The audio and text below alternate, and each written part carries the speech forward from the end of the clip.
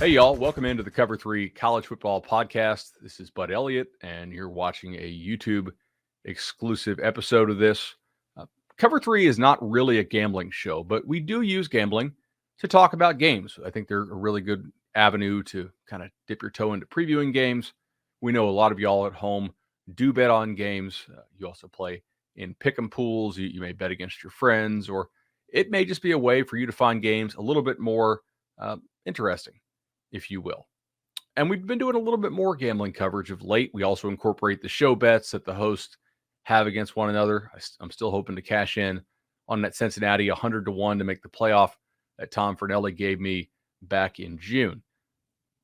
But with that, we've had some more questions from the listeners and viewers. Thank you, y'all, for watching us on YouTube. If you are, please hit that like and subscribe button down below. Turn notifications on so when we go live this fall, you're going to get us immediately.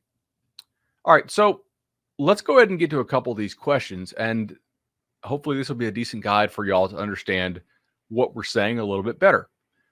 So the first question that we got, and this is a common question that we've had, is can you explain what juice or vig is? What do you mean when you say something is juiced to the over or juiced to the favorite? Certainly. So juice or vigorish is basically, or vig, short for vigorish, obviously, is a term to mean basically the house is cut on the bet. It's the odds that you have to pay. For instance, in a normal against the spread type wager, the odds are, the spread is whatever the spread is, and then the odds are typically minus 110 to both sides. So you have to risk $110 to net $100. That's the juice. Pretty standard juice there. On a bet like that, we don't really discuss the juice. However, in certain circumstances, if the juice is more lopsided to one side or the other, we will use the term it's juiced to the X, right? So juice to the favorite, juice to the dog, juice to the over, juice to the under, to denote which side is more expensive to bet on. For instance, let's say that we had a game and the favorite was -7. That's the odds. That's the spread, right? And then you have the juice of -140 to that side, and then the dog is +7 at +120. So what do we have here? So -140 juice means you have to risk $140 to net $100 if profit if you win. The dog in that situation, you'd only have to risk 100 to net 120.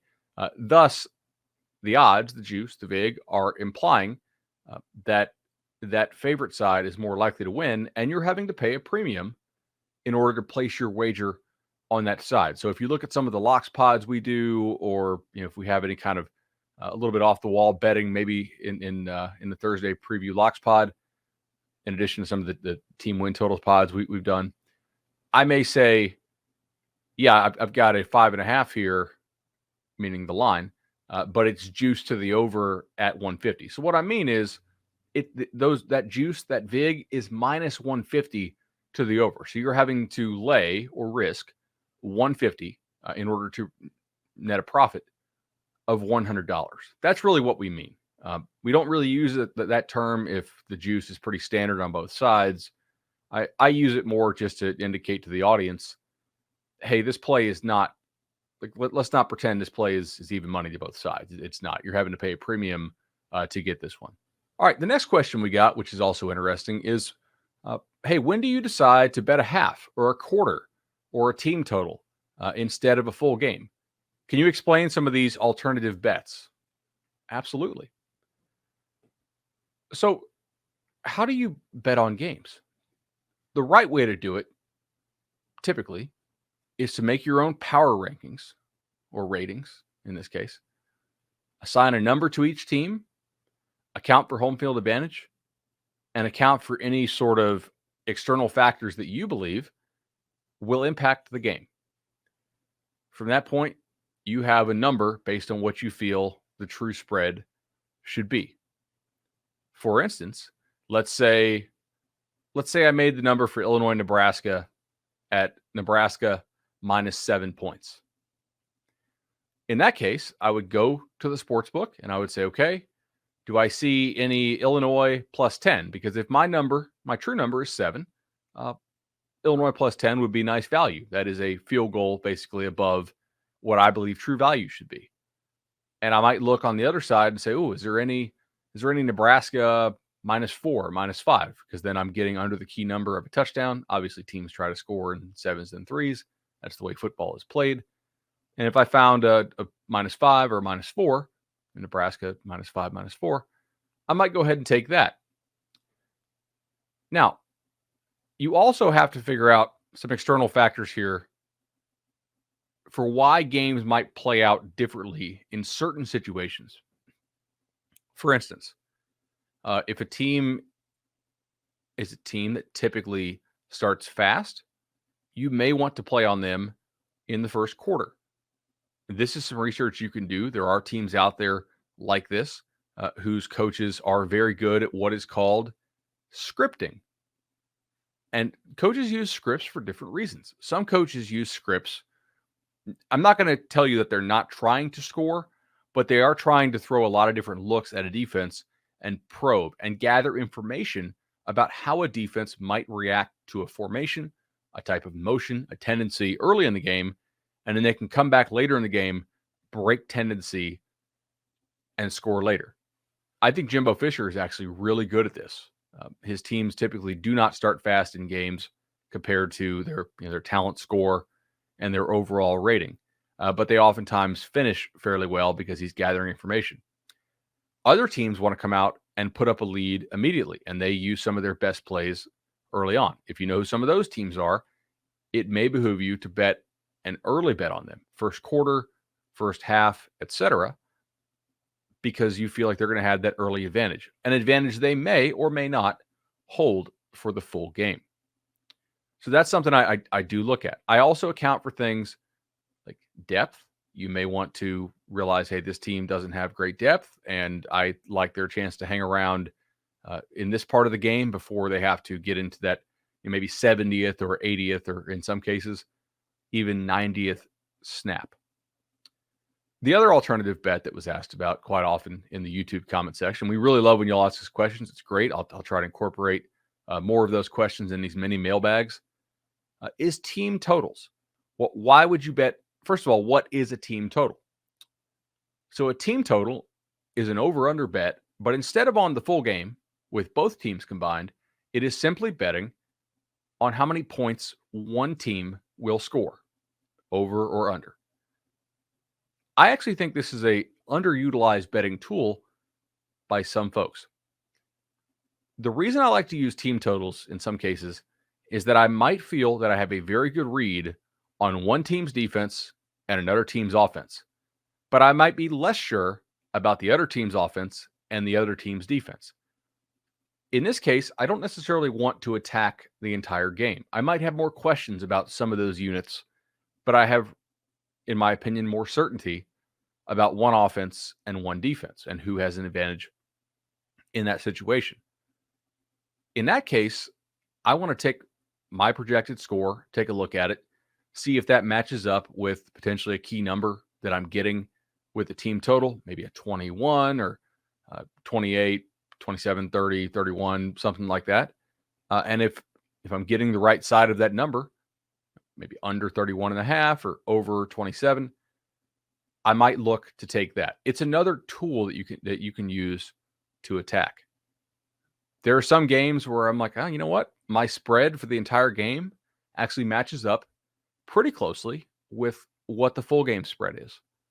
But I actually I have a difference with how many points one team will score, or perhaps even how many points one team will score in the first half. Winning at sports betting is not easy. I do know a couple guys who make their living on it, but for the most part, even your good folks are not making their living on it. Like they're scratching out some money to take their wife out to dinner, or their significant other out to dinner. But if you use all the tools available to you and you understand how to use them, it is possible. Using all the tools in your bag is pretty key. first half bets, quarter bets, money lines, team totals, over-unders, game totals, basically. All those are really key if you want to be a winning sports bettor. You have to understand where your biggest edge is, how to maximize that edge, and how to properly apply that edge to the spread to maximize your return. Final question here for the gambling YouTube mailbag is, what do you mean by push protection? I heard you guys say this a lot in the win totals pods. Sure. So does everybody understand what a push is in sports betting? If you don't, let me explain it real fast. A push in sports betting, let's say one team is favored by 7 points and they win by exactly 7.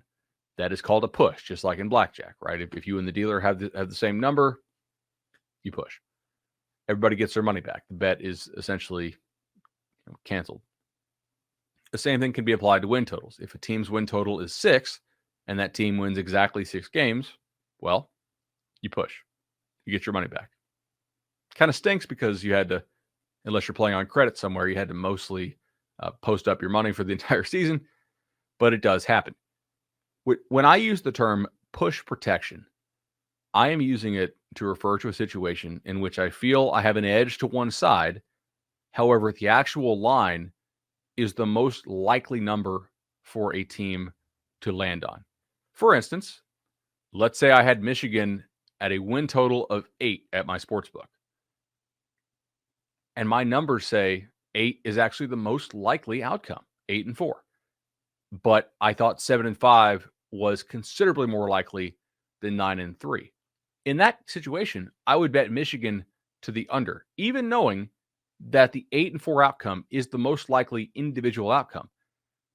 From my perspective, because 7-5 is considerably more likely than 9-3, the downside risk here for me, a substantial portion of that is taken up by the outcome of push at 8-4, as opposed to loss for my under wager if Michigan were to go 9-3.